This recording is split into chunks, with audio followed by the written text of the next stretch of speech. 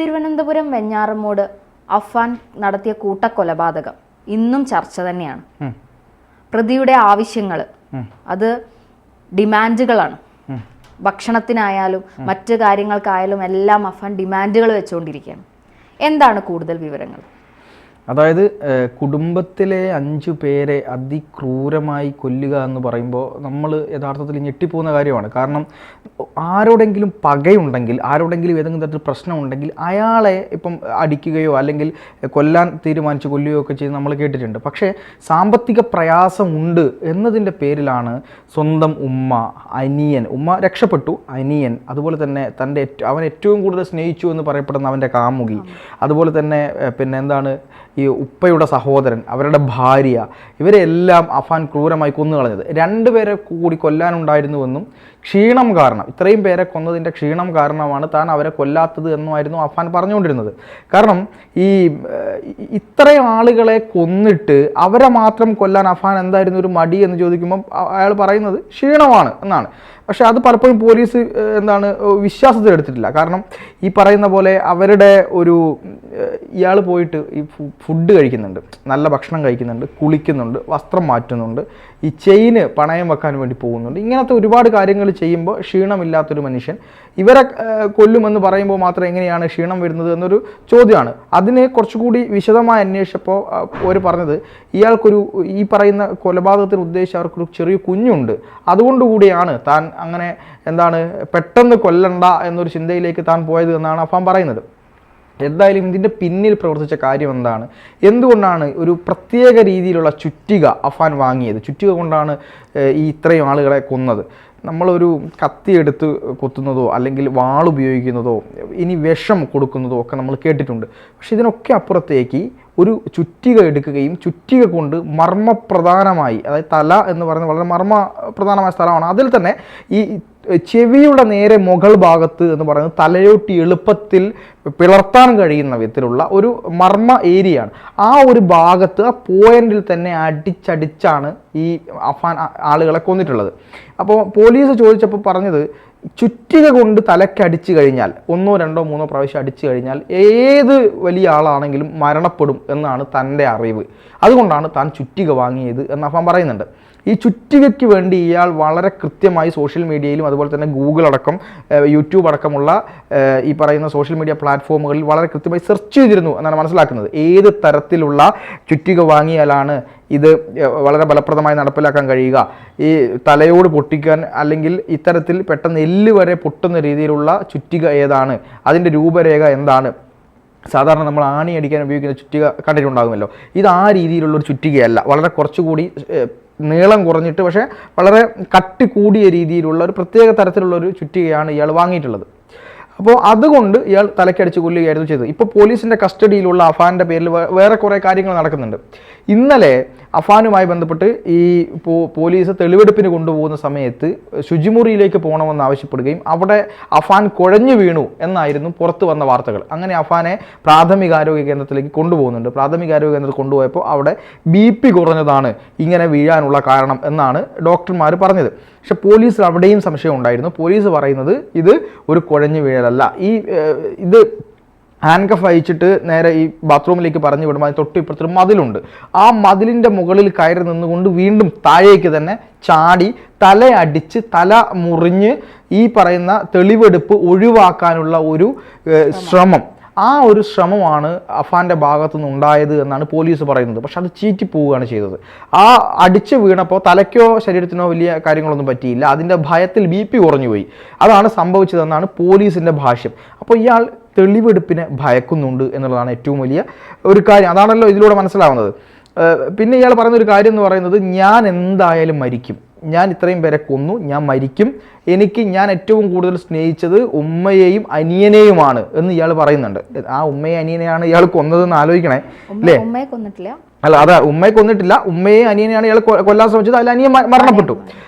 ഈ ചത്തതിനൊക്കുമേ ജീവിച്ചിരിക്കലും എന്നാണ് ഉമ്മയുടെ അവസ്ഥ ഇപ്പോൾ, മാനസികമായിട്ടും ശാരീരികമായിട്ടും. ഇളയ മകൻ പരിക്കുപറ്റി, ഇളയ മകൻ മരണപ്പെട്ടു എന്ന് പോലീസ് അറിയിച്ചിട്ടുണ്ട്. അതിൻ്റെ കാരണം പക്ഷേ അഫാനാണ് എന്നുള്ളത് ഉമ്മയോട് പറഞ്ഞിട്ടില്ല. അത് പോലീസിൻ്റെ ഒരു തന്ത്രപരമായിട്ടുള്ള സമീപനമാണ് പോലീസ് സ്വീകരിക്കുന്നത്.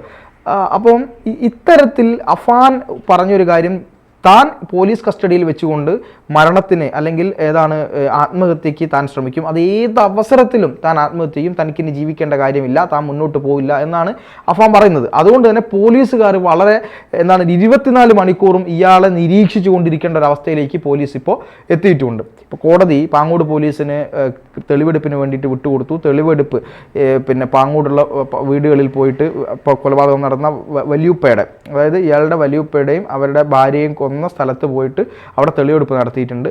ഈ സ്വർണം, ഇവരുടെ ഈ സ്വർണ്ണമാല ചോദിച്ചിരുന്നു. അഫാൻ പോയിട്ട് ഉപ്പയുടെ സഹോദരൻ്റെ ഭാര്യയോട് സ്വർണ്ണമാല ചോദിച്ചു. അത് തരാൻ പറ്റില്ല എന്ന് പറഞ്ഞതിൻ്റെ ദേഷ്യത്തിലാണ് ഇവരെ കൊന്നത്. എന്നിട്ട് ആ സ്വർണ്ണമാല എടുത്ത് പണയം വെക്കുന്നുണ്ട്. ആ ഒരു പണയം വെച്ച സ്ഥലത്ത് പോയിട്ട് അന്വേഷണ ഉദ്യോഗസ്ഥർക്ക് തെളിവെടുപ്പ് നടത്തേണ്ടതുണ്ട്. പിന്നെ ചുറ്റിക വാങ്ങിയ സ്ഥലത്ത് പോയിട്ട് തെളിവെടുപ്പ് നടത്തേണ്ടതുണ്ട്. ഈ കാര്യങ്ങൾക്കെല്ലാം വേണ്ടിയിട്ട് അഫാനെ അവിടെ നിന്ന് ഇന്നലെ തന്നെ ആ കാര്യങ്ങളുമായി ബന്ധപ്പെട്ട് അഫാനെ പുറത്തിറക്കിയിരുന്നു എന്നാണ് നമ്മൾ ദൃശ്യങ്ങളിലൂടെ നമ്മൾ മനസ്സിലാക്കുന്നു. മീഡിയകളൊക്കെ വാർത്ത റിപ്പോർട്ട് ചെയ്തത്. അവിടെ എങ്ങനെയാണ് ഇവരെയൊക്കെ കൊന്നത് എന്നത് ഓരോ സ്ഥലത്ത് നിന്നുകൊണ്ടും അഫാൻ വിശദീകരിക്കുന്നുണ്ട്. ആ വിശദീകരണത്തിൽ പോലും അയാൾക്ക് തെല്ലും ഒരു കുറ്റബോധമോ അല്ലെങ്കിൽ താൻ ചെയ്തത് ശരിയായില്ല എന്ന ചിന്തയോ അങ്ങനെ ഒരു ചിന്തയും ഇയാൾക്കില്ല. താൻ ചെയ്തത് ശരിയാണ്, പക്ഷേ താൻ എനിക്ക് 2 പേരെ കൂടി കൊല്ലാൻ ഉണ്ടായിരുന്നു, അത് ക്ഷീണം കൊണ്ടാണ് കൊല്ലാത്തത് എന്നും പറയുന്നു.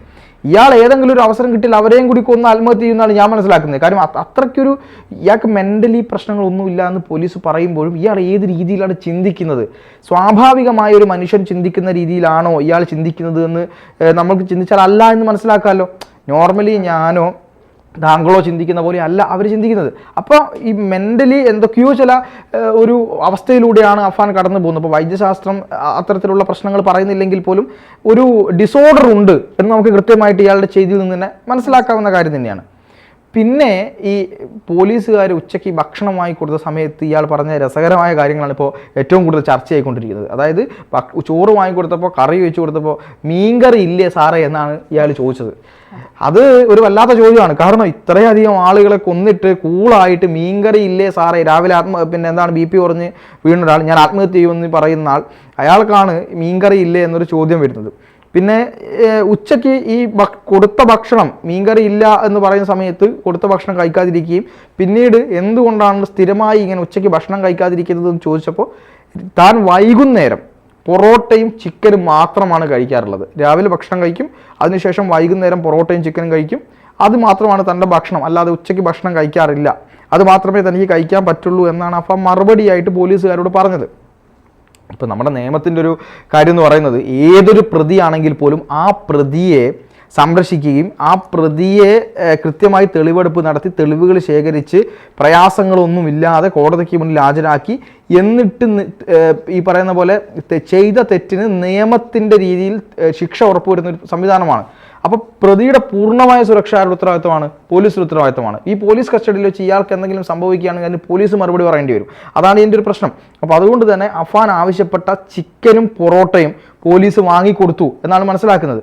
ആലോചിക്കണം, എത്രമാത്രം ഇത്രയും അധികം ആളുകളെ കൊന്നിട്ട് പോലും ഈ ചിക്കനും പൊറോട്ടയും വാങ്ങി കഴിക്കുന്ന അവസ്ഥയിലേക്ക് പോകുമ്പോൾ പലപ്പോഴും എനിക്ക് തോന്നിയിട്ടുണ്ട് നമ്മുടെ നിയമങ്ങളൊക്കെ ഒന്ന് പരിഷ്കരിക്കേണ്ട സമയം കഴിഞ്ഞു എന്ന് പലപ്പോഴും തോന്നിയിട്ടുണ്ട്. ഈ വധശിക്ഷ എന്ന് പറയുന്ന കാര്യങ്ങൾ പോലും പറയുമ്പോൾ ഇവിടെയുള്ള ആളുകൾ പറയുന്നത് എന്താ, വധശിക്ഷ അത് ഒരു വിരുദ്ധമായ കാര്യമാണ്, അത് ജനാധിപത്യത്തിനും നമ്മുടെ അവകാശങ്ങൾക്കോ വിരുദ്ധമാണ്. ഇയാൻ എത്രയാളെ കൊന്നു എന്നുള്ളത് പ്രശ്നമല്ല. അപ്പോൾ ഇതിൻ്റെ ഇങ്ങനെയൊക്കെയുള്ള സ്ഥലത്താണ് ഇയാൾക്ക് ഇത്രയും കിട്ടുന്നത്, സൗകര്യങ്ങൾ കിട്ടുന്നത് എന്നുള്ളതും ബന്ധുക്കൾ ഉൾപ്പെടെയുള്ള ആളുകൾ ഇയാൾ കുഴഞ്ഞു വീണു, BP കുറഞ്ഞു വീണു എന്നറിഞ്ഞുകൊണ്ട് സ്റ്റേഷനിലേക്ക് വന്നു എന്നാണ് പറയുന്നത്. ബന്ധുക്കൾ ഇയാൾക്ക് BP കുറഞ്ഞപ്പോൾ സ്റ്റേഷനിലേക്ക് വന്നു. ഇത്രയും ആളുകളെ കൊന്ന കാര്യത്തിലോ അപ്പോഴും നമ്മൾ ആലോചിക്കേണ്ടത് ഇത്തരം പ്രവണതകൾക്കെതിരായി കൊണ്ട് ശക്തമായ ഒരു പ്രതികരണം ആ നാട്ടിൽ നിന്ന് ഉയർന്നു വരേണ്ടതുണ്ട് എന്നാണ് ഞാൻ മനസ്സിലാക്കുന്നത്. പിന്നെ ഇതിൻ്റെ പുറകിലുള്ള യാഥാർത്ഥ്യം ഇത് തന്നെയാണോ എന്ന് നമുക്ക് ഇപ്പോഴും പറയാൻ പറ്റില്ല. ഇവൻ എന്ത് ഉദ്ദേശത്തിലാണ് ചെയ്തത്? ഈ പറഞ്ഞ കാര്യങ്ങളൊന്നും തന്നെ പൂർണ്ണമായിട്ട് നമുക്ക് വിശ്വസിക്കാൻ പറ്റുന്ന കാര്യമല്ല.